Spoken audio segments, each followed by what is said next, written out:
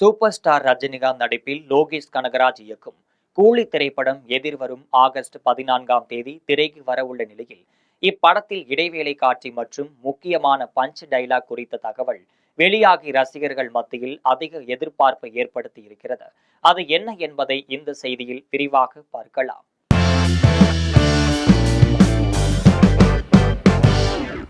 கூலி திரைப்படம் ரஜினிகாந்த் திரையுலகத்தில் 50 ஆண்டு சாதனையை நினைவு கூறும் விதமாக சன் பிக்சர் தயாரிப்பில் உருவாகி வருகிறது. இந்த நிலையில் இந்த படத்தில் ரஜினிகாந்துடன் அமீர்கான், நாகார்ஜுனா, சத்யராஜ், உபேந்திரா, சுருதிஹாசன் உள்ளிட்ட பல முன்னணி நட்சத்திரங்கள் இணைந்து திறமையை வெளிப்படுத்தி நடித்திருக்கின்றனர்.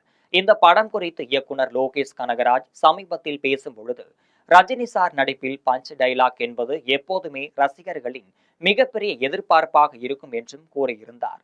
கூலி படத்தில் நடிகர் ரஜினிகாந்த் முடிச்சிடலாமா என்ற வசனம் இடைவேளை காட்சியாக இடம்பெறும்.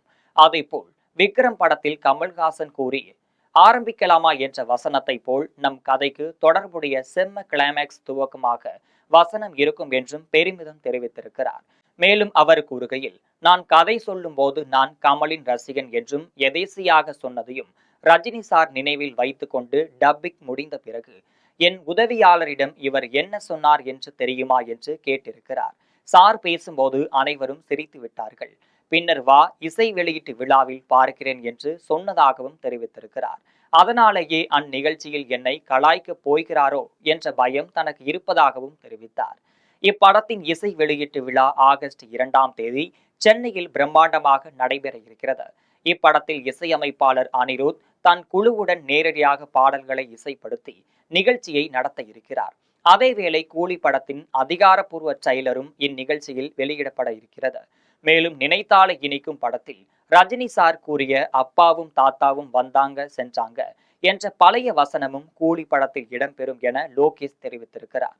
இதனால் முடிச்சிடலாமா என்னும் வசனம் ரஜினி ரசிகர்களிடையே புதிய ட்ரெண்டாக உருமாறும் என்பது எதிர்பார்ப்பாக தற்பொழுது இருக்கிறது. மேலும் இது போன்ற செய்திகளை தெரிந்து கொள்ள ஜெம் தொலைக்காட்சி என்ற சேனலை சப்ஸ்கிரைப் பண்ணுங்க.